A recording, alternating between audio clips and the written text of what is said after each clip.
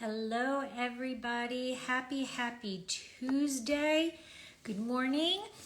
So today we're going to talk about a different part of the winemaking process, and it's something that doesn't necessarily have to be done, but is done on a somewhat regular basis, and this is malolactic fermentation. So malolactic fermentation, well, let's backtrack a little. If you know me, if you follow this, hello. If you follow me or, this blog or Instagram or whatever, you know how much I love fermentation, right? I geek out about it all the time. I mean, just the concept that these little itty bitty microscopic organisms are responsible for creating alcohol, and it's really their byproduct. It's what they don't want, is incredible to me, right? So not to mention that a single-celled fungus, a yeast, has actually evolved so significantly over the last 50 years that it is incredible. It's still a single-celled organism, but its metabolism has evolved so much since we've been producing wine, because alcohol, even though it is a byproduct, right? Just like our byproducts can be toxic to us, their byproduct is toxic to them. So they can actually die off as they're producing the alcohol because they're still swimming around in it. But the evolution has occurred where they have adapted, and more yeast are able to survive in higher alcoholic levels. So I just think that's cool. But we're not going to talk about that today. Today, we are going to be talking about a different type of fermentation, malolactic fermentation.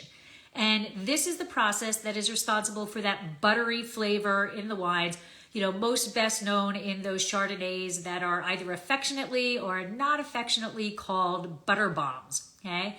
And now these are what the little guys are responsible for malolactic fermentation. So these are what is responsible for malolactic fermentation, okay? And like I said, it doesn't occur in every wine. Right? It is really up to the winemaker. It can occur spontaneously, or it can be inoculated to occur if the winemaker so chooses. But the cool thing is it's really not technically a fermentation. Okay? By definition, a fermentation has to be done by yeast. And malolactic fermentation is actually done by a bacteria, this bacteria known as Enococcus ena.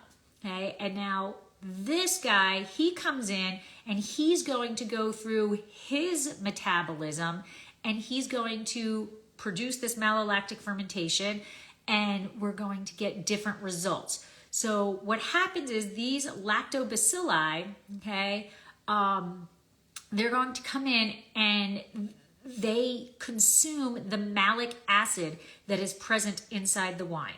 And the byproducts of their metabolism is lactic acid, carbon dioxide, and the diacetyl.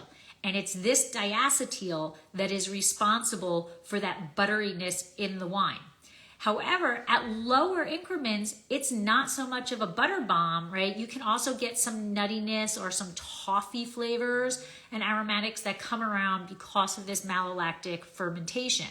So the malic acid is naturally occurring in grapes, along with tartaric acid. So they are in all grapes. They're actually almost in every berry, every fruit, okay? But what happens is malic acid is responsible or is crucial for the health of the vine. So different varieties are going to have different naturally occurring levels of malic acid. And no matter what's going on, which grape variety it is, the malic acid is kind of at its highest point right before veraison. And as the grapes reach their full ripeness, then the tartaric acid kind of remains the same, but the malic acid decreases. And this could cause issues in the balance of the wine, okay? So the presence of malic acid in the wine can lead to a harsh flavor in the wine. It is best represented as like an unripe green apple. Think about taking a bite into a very unripe green apple. That's what malic acid tastes like. So this could be viewed as less than desirable by the winemaker. right? So that acidity that is in there, and now there's people who love it. So we are going to have wines that purposely do not go through malolactic fermentation.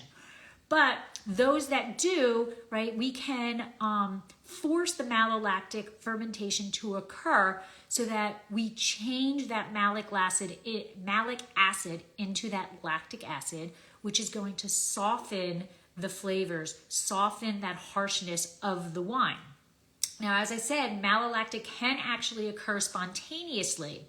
And this is why it's really up to the winemaker as to when or how they are going to want to go through malolactic fermentation.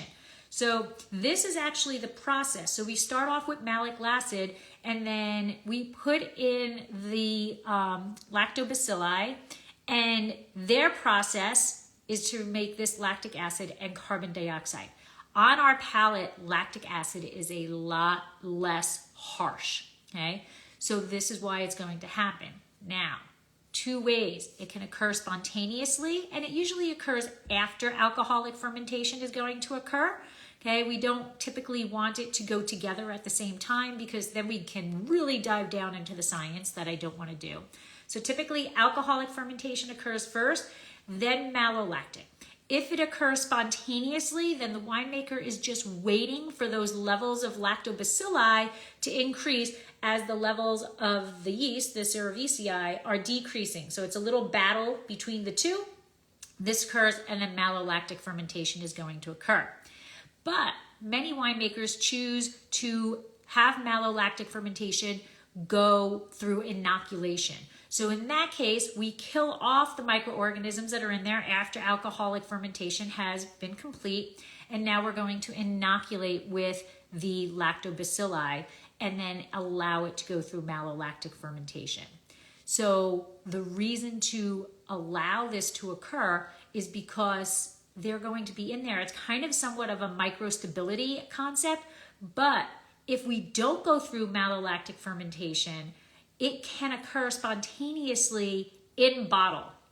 And then once it occurs spontaneously in bottle, you're going to get an unintentionally cloudy wine, and it even can have a bit of fizz in it, and it's not the good bubbles, okay? So it then becomes an unclean wine. So you can allow it to occur spontaneously, or you can inoculate it. So at Dracaena Wines, we want to make sure it gets done. We do it in our red wines, and then depending on our Chenin, depending on what's going on, we might go through a partial malo, or we go through no malo, because we do like that higher acid in there. So it's a game of balances of what the winemaker likes. So there you have it. That is malolactic fermentation, why we get that buttery taste, and how to avoid that buttery taste, and why it is done. So hope you enjoyed this one. If you do, please double click that like and save this for if you're studying about winemaking, because malolactic is kind of a confusing thing. And number one, remember, it is not a fermentation by definition, okay? So leave me a comment of something you would like me to talk about in the future. And thank you very much, Michael, for that wonderful comment. I appreciate that. And I will see you next week, but I really am running out of ideas of what to talk to, so I need some contribution here. Give me some ideas, all right? Have a great week, and oh, by the way, in case you didn't know, our tasting room is now open in downtown Paso Robles, so come visit us at 1244 Pine Street. We're at Suite 101B. We're open for these first 2 weeks every day from 12 to about 6-ish until I kind of get tired and want to go home. So hope to see you in downtown Paso. You can schedule an appointment online. Go to dracaenawines.com. Like this, save it. Give me a comment of if you like wines with a lot of diacetyl, that butter taste, or your anti-butter bombs, and give me a topic of something to talk about in the future, okay? Talk to you soon. Slancha.